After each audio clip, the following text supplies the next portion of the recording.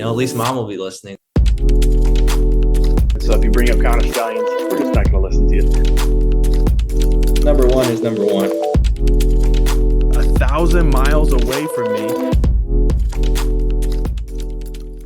Hello and welcome to the Faith Sports Leadership Podcast, where we talk about three things: faith, sports, and leadership. My name is Ryan, and I am joined, as always, by my brother and co-host, Drew Lutz. Drew, how are you doing today? Doing great. Got a great guest on today with some battles. Lost some games to him, so this one kind of hurts, but I'm excited. Absolutely, yeah. I'm super excited as well. He's one of those players that was hard. I was glad I never had to play against, because he was just a really good player, and no matter what strategy you would have going into a game, he would seem to defeat that strategy. And he played 4 years of high school basketball at Lafayette Jeff High School here in Indiana. Played at the historic Indiana Wesleyan University, was an NAIA first-team All-American, was also first-team All-Crossroads League as well, and then has recently transferred to Division I Boise State there in Boise, Idaho. And it is an absolute honor and a privilege to announce our guest, Javan Buchanan. How is it going, man? Going good. Appreciate you guys for having me on. Absolutely. Absolutely. How's the weather whenever I think of Boise, I think of a blue football field and I think of snow. How's the weather this time of year in Boise?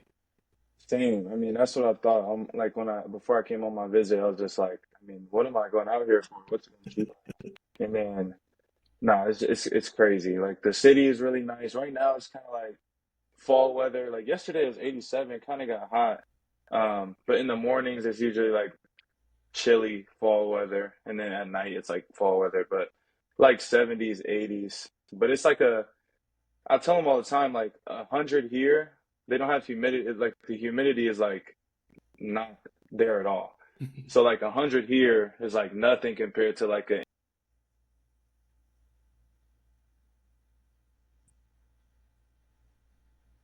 You hear me? Yeah, you're good. now.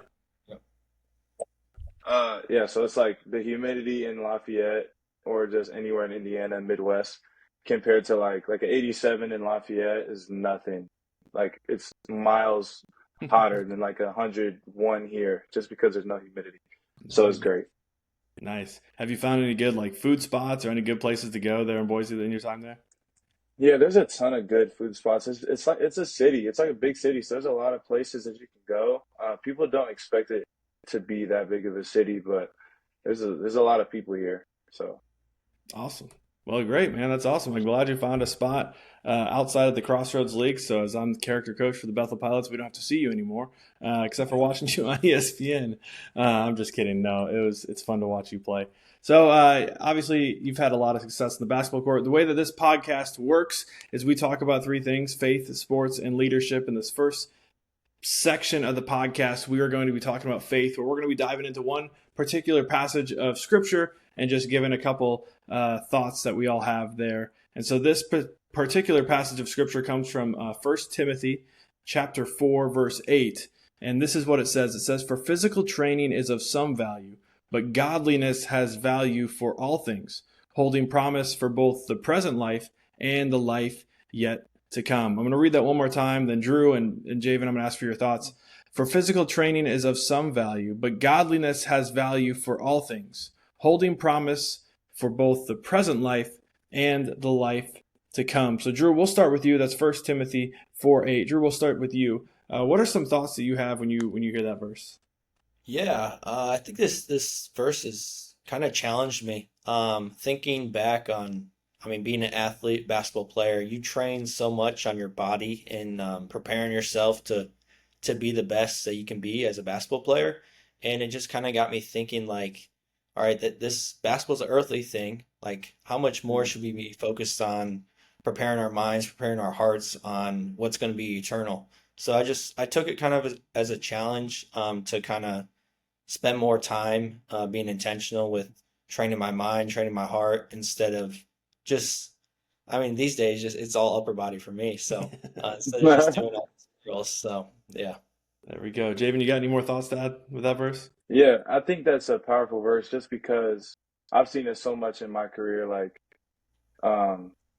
like just when I like you said, like focusing on the body and working out is literally just like it's just a staple. Like taking care of your body has always been, especially if you're a hooper, it's like that's the number one. And sometimes when I get too worried or too caught up in that, it tends to almost always just take away from me getting into my word and like my just my whole spiritual side that you have to your whole existence. Like that is it's so powerful. People don't understand like how important it is to have that on the forefront as opposed to everything else. Because I know that when I'm lacking in my spiritual side, everything else begins to just trickle down and just get worse.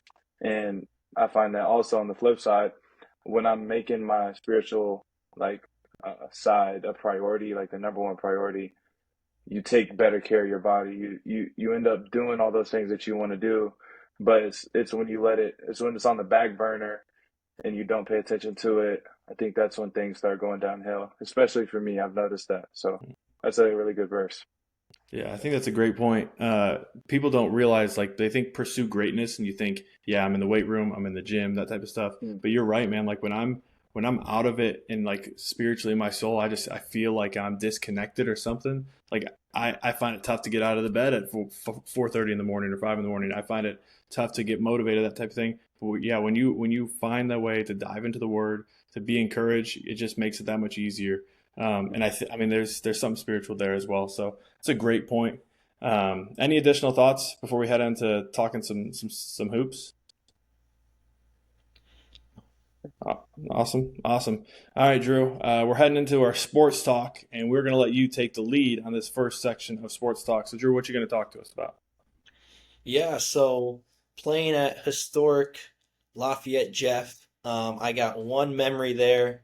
I played there, semi-state game, lose by 30 to Carmel, and that was how my high school career ended. So tough scene, but the gym itself and the atmosphere was just it was at another level. So I just wanted to ask maybe one a couple of your favorite memories playing in that gym and playing for Coach Barnheiser, right?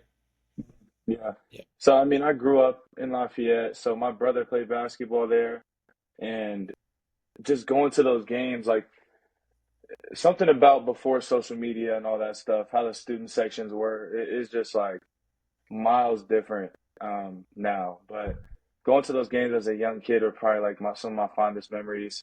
My brother hit like a crazy buzzer beater against Avon with like point 0.5 seconds left in that gym.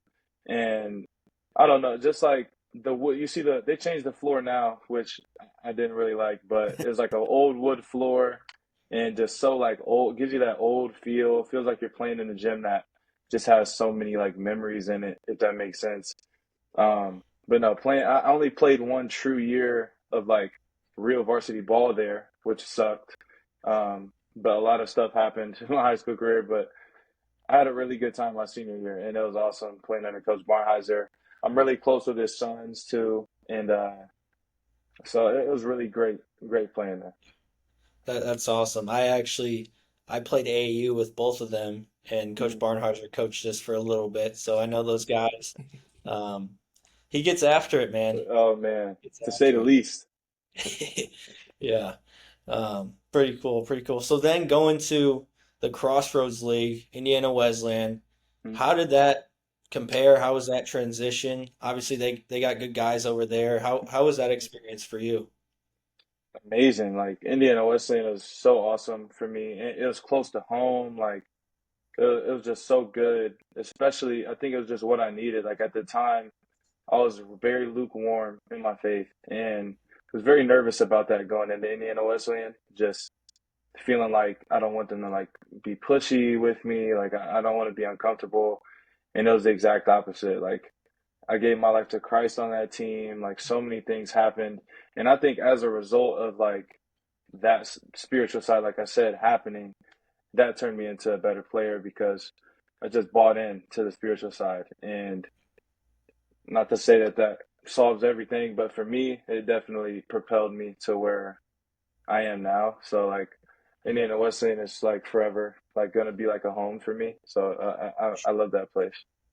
That's That's really awesome. Drew, cool. I'll hop in real quick because it seems like that's a constant thing with Coach Tonigal and the crew over there at Indiana Wesleyan that there's just we talked with Kyle Mangus a couple weeks ago and he said a similar thing of just it just solidified his faith. So it's cool to hear that. I would love Mhm. to know, as a fan of the Crossroads League and a fan of Indiana high school basketball, how'd you end up at Indiana Wesleyan? Like it seems like Coach Tonigal constantly gets guys that dominate right away, and you were one of those guys. I mean, you had did you have a 50-point game as a freshman in the Crossroads League or 40-some point game? Like it was Yeah. absurd. So how'd you end up there?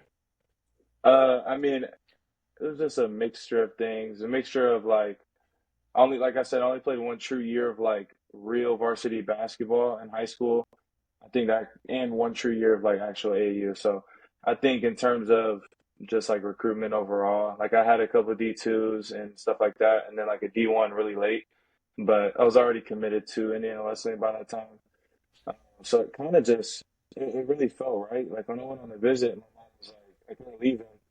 And it was just a day visit. Like we drove out there, and we were leaving, and she was just like, "You really like this place, don't you?" And I was like, "Yeah, I do. I just got a good feeling." So that's a credit to the coaches. So Hmm. yeah. Yeah, that's great. For sure. Yeah. Favorite basketball memory at Indiana Wesleyan? I think it would be a lot. I mean, I only there for 2 years, and I felt like I was there for so long. Yeah.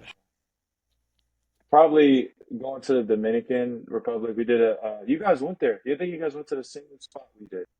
Yeah, we went there. Awesome experience for me as well.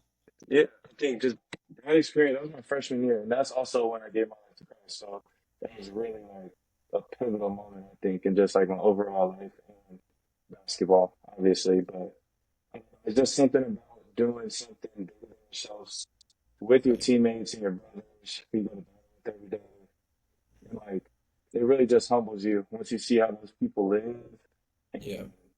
it just made me feel really privileged to have the people that I was around at the time. So that was probably the biggest, like, it wasn't even basket. I guess that's technically not basketball, but I think of Indiana Wesleyan as probably the best memory I get. No, that's awesome. I just remember probably the biggest thing I took away from the Dominican was just like how joyful those kids were, even when they didn't have Bro, like much, but they got so excited just to watch us play basketball. It was literally. so yeah. Ryan. That's awesome. So let's get out of the Crossroads League now because we don't need to bring up your record against Bethel in those years, as I was the character coach and Drew was the starting point guard. But we'll talk now about where you're at. You're a Boise State Bronco. Let's hear a little bit about the journey. How'd you end up there? What made you decide to enter the portal? What was that process like? Drew and I both actually transferred as well. I transferred before the portal was there. Drew transferred early in the portal's lifespan, so now the portal's a little more established. What was that process Yeah. like? How'd you end up at Boise? It was a crazy process just because the portal is just insane. You just get calls every day and stuff like that. It was a really hard decision though. Like it was really hard because a lot of people like asked me when I was transferring, like, aren't you glad you got out of there? I'm like, no, I got like you don't understand. I didn't want to like I wasn't me like getting out of there because like I hated them. It was just more like a step in my journey I thought I needed to take if I want to get to where I want to get to.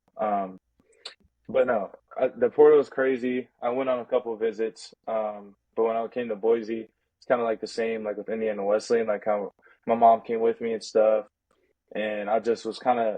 It was one of my later visits, so I was just kind of like looking for that feeling again that I got at Indiana Wesleyan, and I kind of got it here. So it was really good. Like the coaches and the players, just how they like cared for each other it was a very similar culture.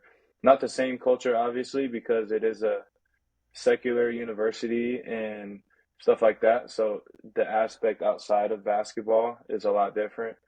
But I think that also challenges me in a lot of ways to be that kind of different light in an area where they need that light. So I think it's really good. It was really hard though, for sure, but it's been a blessing. Absolutely. Well, Bronco Nation, if you're listening, you have a kid who is not only a great human being, a great leader, but he can hoop and he's tough to guard. Mountain West Conference, you better look out because Javan Buchanan is going to be he's going to force to be reckoned with. He's going to be the Ashton Janky of the college basketball world. And so, speaking of that, what's it like being in the atmosphere of Boise while your football team is so hot right now? It's crazy. That dude is insane. Like we went to the Washington State game, and it's just like every time he touches the ball, it's just like it's either a touchdown or it's like, oh, he almost broke out for like 100 yards. Like everybody's like, oh my God, he almost got away. But nah, he's like a video game. It's insane. Like 1,000 yards in 4 games, 5 games. Like it doesn't make sense. Crazy. That's insane. He's like 5'8". Really? Jeez. I was Like wondering how 5'8". big he was because he doesn't look small 5'8". out there. He's like 5'8", 220. Just a bowling ball. Well, the type of stat line that he has is going to be the type of stat line you're probably going to have to start off the year this year. Appreciate that. So now we'll dive into a little more serious type sports talk. Some of the questions we've been asking most of our guests as they've hopped on. The first one is this. How has the game of basketball shaped the man that you are today? That's a deep one. It's shaped it in a lot of ways. It's been an outlet. Sometimes it's been uh, sometimes it's been an idol for sure. Um, but it's just been now I understand that it's just something that I can showcase to show the glory for God. And I think that's probably the most powerful thing. It's like I can do all these things, whatever. Stats are stats, but like at the end of the day, when like how like the influence you have on like the younger generation of kids who see you play basketball and the way you carry yourself is so important. And the way I carry myself comes from God. So I think that's so powerful that I can have that platform. And I think that's probably the biggest thing it gives me is a platform to just show that. And God knows I'm not perfect, but I think that's the biggest thing that I've come to realize. I haven't realized that my whole life. I think that's a huge credit to Indiana Wesleyan. I used to just really just play basketball for my own glory. Like want the stats, want people to recognize me, want to get to the NBA, want to make money.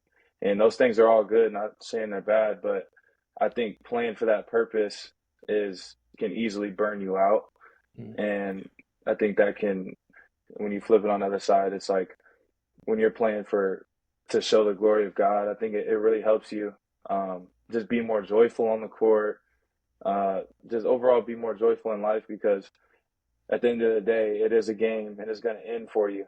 So like you can't put, like I said, I used to and I still do use it as an idol sometimes, like put it before God, and then once you do that, that's when stuff starts to crumble. I feel like so I think just being able to use my platform is the biggest way to shape me, and just realizing the platform I have is just a crazy blessing that I don't think a lot of people understand, especially with social media and stuff. Like how much pull you have on the younger generation now is like insane, and you can lead them one or two ways. So it's amazing. Yeah, that's awesome. That's cool to hear. Something that I respect from you is you're someone who just continues to strive to be better. You talk about like taking this step. You weren't running away from Indiana Wesleyan. You were taking a step and pursuing what you want to do of being a pro, going to the NBA, that type of stuff. So how do you continue to pursue greatness and pursue being the best person and player that you can be and blend that with your faith as well? You kind of hit this a little bit of using the platform. What are some ways that you can do that? Yeah, like using the platform, obviously. I think God, and I mean, it's hard for me because I don't want to portray like I'm perfect. Like I'm fairly new to this faith. Um, so oh gosh, reconnected. Can you hear me now? Yeah, you're all good. Yep. Okay. One thing I don't like to portray is like the fact that like I'm perfect or anything like that because I'm far from that. But I do think that God gives me a lot of the strength that I use out on the court now. Um, so I think just the biggest thing for me is being able to like obviously you want to work hard and like I want to get better at a lot of things, but when I keep the faith at the forefront of my life and that's like my main pillar and basketball is not my main idol, I think that's when I can really show people. And like I don't exactly know what that's gonna look like. It's gonna probably gonna be something that I don't even know is gonna happen. But um, I just think keeping him as the number one is going to in turn like whatever success I want to have, like I want to score 20, average 20 a game or whatever that may be, I think that will all be given to me or according to his will if I just keep him number one, if that makes sense. Kind of rambling, but I just think keeping him number one in my life is probably the biggest struggle, but also the most important thing to me. Yeah, man, that's a great answer. You weren't rambling. I think I'm really impressed with how you're saying like I don't want you to think like talking to people like I don't want you to think I'm perfect, but I'm just Yeah. striving to keep God number one. And I struggle with it. And sometimes, and man, I'll tell you like honestly, I'm a pastor, and Hmm. sometimes I struggle with it too. Like I'll put like church attendance as an idol. I'll put Hmm. different things, this, that, and the other thing. But you're right. It's a struggle. We're not perfect, but we're striving for Hmm. that. So, Yeah. yeah, man, you weren't rambling at all. One of the fun questions we've had with some of our guests that I would love to hear your thoughts even more is just advice for younger athletes, people who Hmm. might be shooting around at Lafayette Jeff on a Sunday night right now or something like that. Just something you would encourage them with. What is some advice that you would give? I would say obviously like work hard and all this stuff that you would think when you have to if you want to get to the next level, like work really hard, all that stuff. But high school especially, like I look back on it still and I feel like I kind of just got out of high school. I feel still like it doesn't feel that long ago, but it kind of is getting to be. Um, but I would just tell them to really just enjoy it. Like I feel like all your teachers tell you that as soon as you get there, like your parents tell you that, like it's gonna go by so fast. But it's like once you get out of it, then you realize like, oh my God, high school was so fun. Like I had all my brothers around me every day. Like I had all these people I love around me every day. And you only realize that when you're out of it. So I would just say like all the hard practices, all the hard days of high school where you feel like you don't want to get up for 8 a.m. class, 6 a.m., whatever. Like those are the best times. Like those are going to be your most fun times of your life. Like when you look back, like the worries you have, like it's all going to make sense. Like if you really just enjoy high school, I promise you will regret it. Not in a dumb way, not in a dumb like all that other stuff, but I'm just saying like enjoy the people you're around, like because life moves really fast. Like I sound old, but I mean, I just turned 21, so I'm kind of getting old. You're an old man, dude. You're an old man. Yeah. No, that's good. All right, so with that, we're going to head into the leadership section of the podcast. I have a quote that I'd like to read, and then I'd love to hear Drew and Javen's thoughts on this quote. It's from Max Lucado. A man who wants to lead the orchestra must turn his back on the crowd. I'll read it one more time, and then Javen, we'll start with you and ask some of your thoughts on this. A man who wants to lead the orchestra must turn his back on the crowd. For Max Ooh, Lucado. Jim, when you hear that quote, what first comes to mind? What are some thoughts? ooh, I'm not, that's a great quote. It's really deep. There's a lot of things that you can think of that would resonate with that quote. When you first say it though, from a leadership perspective, I just think if you want to be a leader, you're gonna have to, in a sense, just tune out all the noise. Mm, There's gonna be people who don't agree with you. There's gonna be people who agree with you. And I just think turning your back to the crowd, in a sense, is just blocking out all the noise and leading the people that you want to lead. And however that looks is kind of different for everyone, obviously.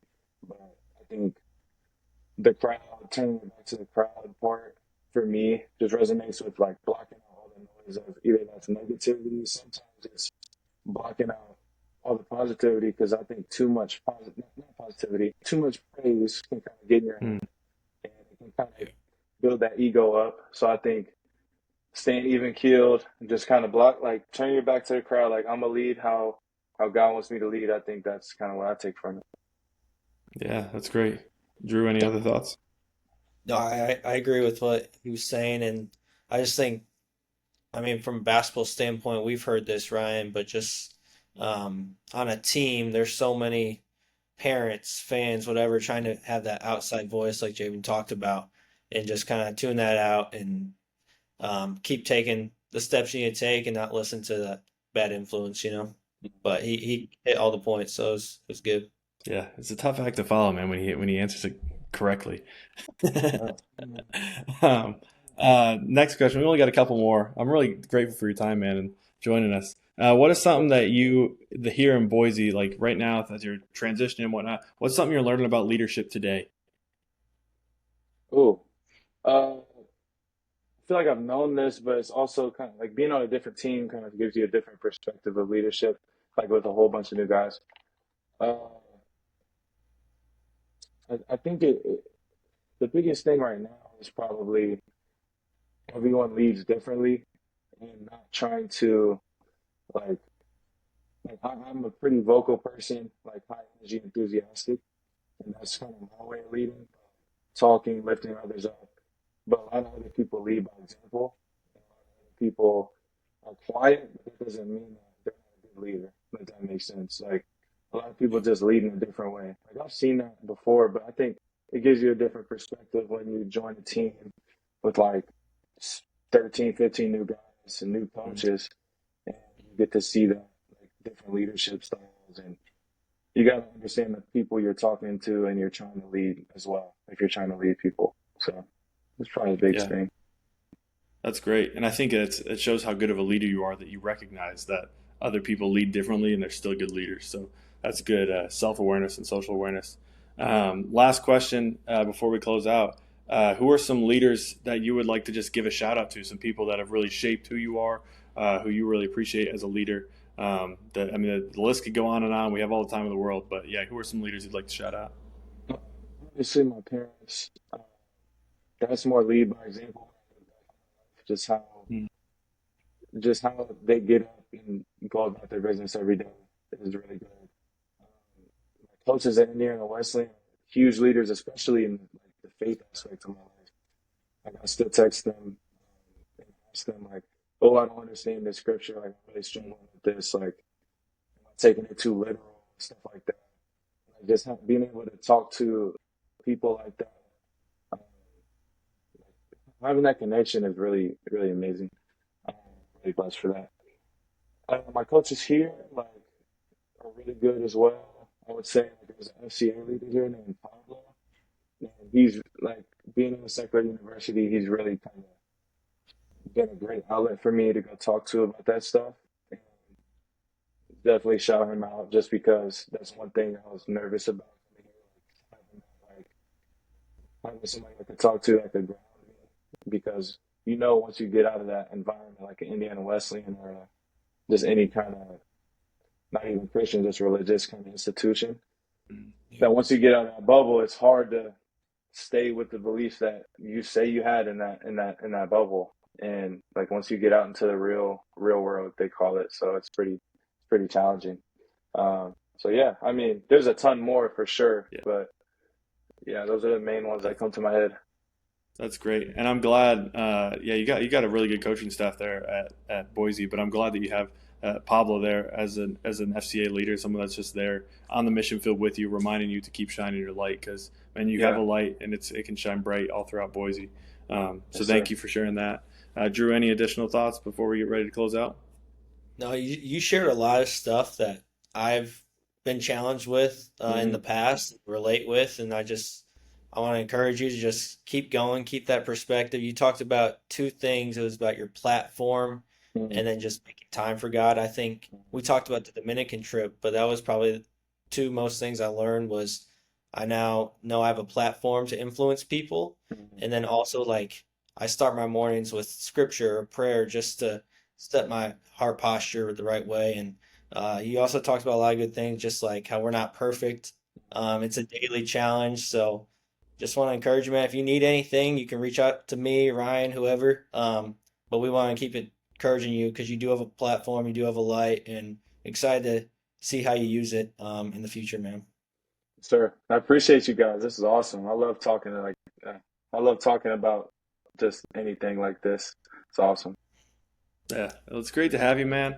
November 6th looks like the Boise State Broncos will be tipping off against Oakland. So make sure if you're in the Boise area, get to Extra Mile Arena, Sir. watch the Boise State Broncos and Mr. Boise Buchanan himself. That might stick. I don't know. I'm going to make some T-shirts. I don't know about that one. I'm just kidding. Thank you so much for joining us, man. For those of you listening, thank you for listening in. On behalf of myself, Drew, and Mr. Boise Buchanan, thank you. We hope you have a great week. Keep leading, keep loving, and keep shining your light. You know, at least Mom will be listening. So if you bring up Counter Stallions, we're just not going to listen to you.